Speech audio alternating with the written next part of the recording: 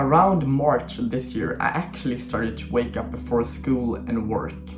And what I mean by that is before school, I actually got in like 1 or 2 hours or 45 minutes of just pure work of me sitting down at my computer, scripting some videos, video editing some videos, or just, I don't know, creating shorts or getting ideas. I did a very, very hard task before school so I could just start off my day by gaining some momentum, because if you start your day off with doing something hard, like taking a cold shower, getting some work in, doing something that is uncomfortable but that is a part of delayed gratification, what you will realize is that your days will be so much easier and you will feel so much better to just do other things when you've actually applied yourself to the things that are a bit harder. Because, for example, if you start your day off by just lying in your bed scrolling on TikTok for 10 minutes, then it will be a lot harder for you to actually do the things that you're supposed to, like studying, like working on this project that you've always wanted to,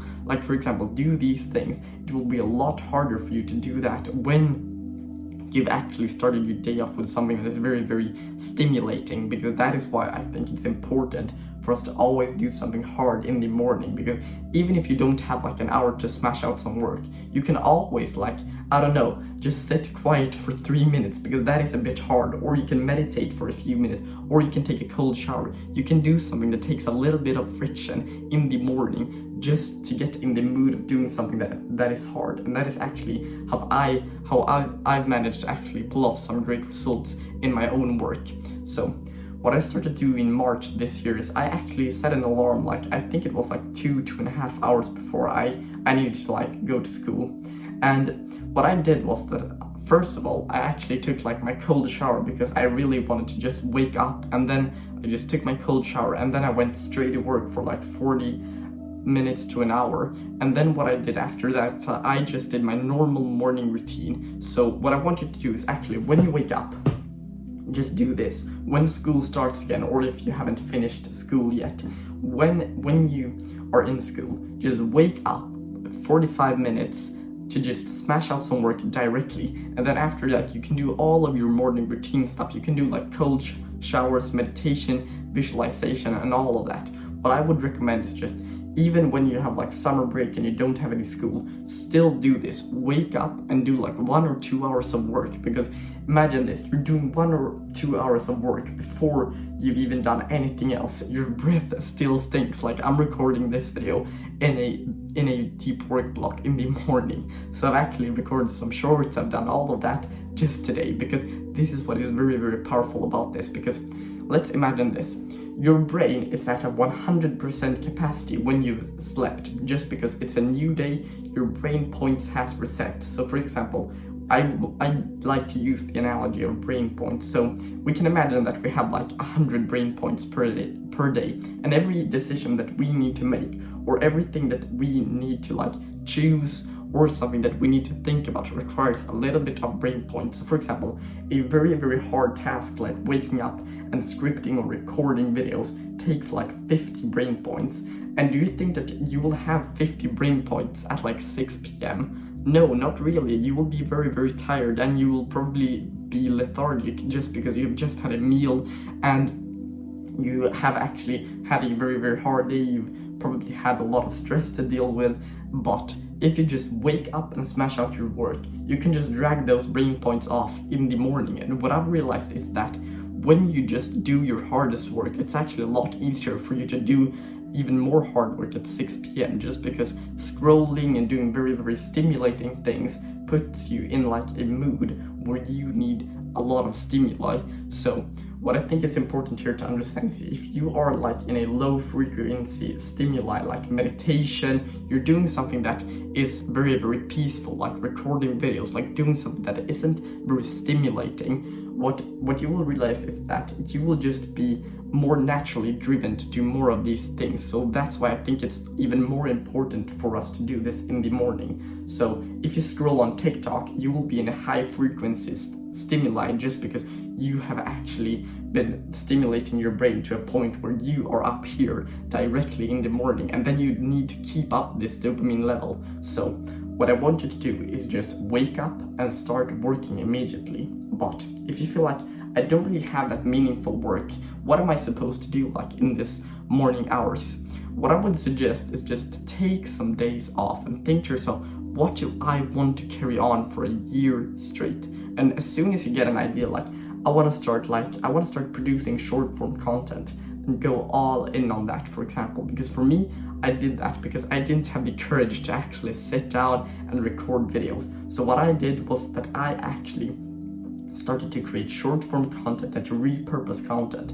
Although it didn't like become ultra successful and I didn't gain like millions and millions of followers and views, but it actually gave me a lot of lessons because I just put in the work every single day, and the consistency of work actually gives you something that is very, very valuable. It gives you the discipline and actually the proof that you can apply yourself to the things that you say that you're going to do.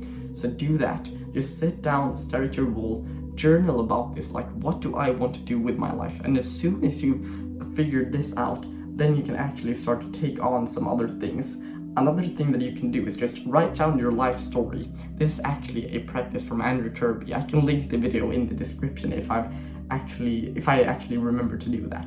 So write down your life story on like a paper, and then after that think to yourself, what is a problem that I actually can help people solve with? Like you write down your story, like what have you been through? When you wrote down the things that you've actually been through and some major life things that have happened to you, like for example for me, I've been through like my parents have been separating, like I've broken up with a best friend, like my football team has split up and I had to go through the process of finding a new team. Like for example, like major things that have happened that have impacted your life, like very, very great. Like you've been bullied, something has happened, like I forgot to mention that I've actually been bullied as well. Like when things have happened to you, like some major life events, what do you want people to overcome? Like for example, for me, another thing that I want to say is that I've actually had a very, very great body transformation. Like you can write down a lot of things that you've actually been through. You can just write these things down, like, oh, I've actually done this and this and this. And when you've got a list of a few things, like you wrote down your life story and how old you are and all of that,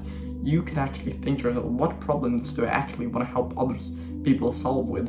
And when you've just done that, you can actually find a niche. And a niche is the people that you actually want to help. And when you have that niche, you can actually find a vehicle to help solving these problems. It can be, for example, an agency, it can be some kind of coaching, it can be some kind of like, I don't know, a product or a community. Like do something that will help people, like an online digital course as well. You can do something that will just help these people go from A to B and solve that solution like very, very great, and over deliver as much as possible. And that is just the process of how you can actually find some meaningful work just today by just writing down your own life story, because this is actually what has taught me a lot, and it's from the Andrew Kirby video, which I actually will link in the description. He explains this very, very well, and if I remember, I will do that. So what I want you to do is, when you found your meaningful work, just set an alarm tomorrow and just wake up at your normal time, even if it's like 1 p.m. What I want you to do is just for at least like 45 minutes, just sit down and work for a few minutes, not a few minutes, but like for like 45 minutes at least. And then you can just brush your teeth, do your normal day-to-day things. And then what I would suggest is get into a new deep work block of like an hour, because then you've got like a few minutes of pause. You've just like washed your face, you've just changed the way you clothe and all of that. And then you can just carry on, because then you've actually got like 2 hours of work in the first wake, 2 hours that you've been awake. I really hope that you got some value out of this video, and you can subscribe if you haven't already done that, and see you in the next one.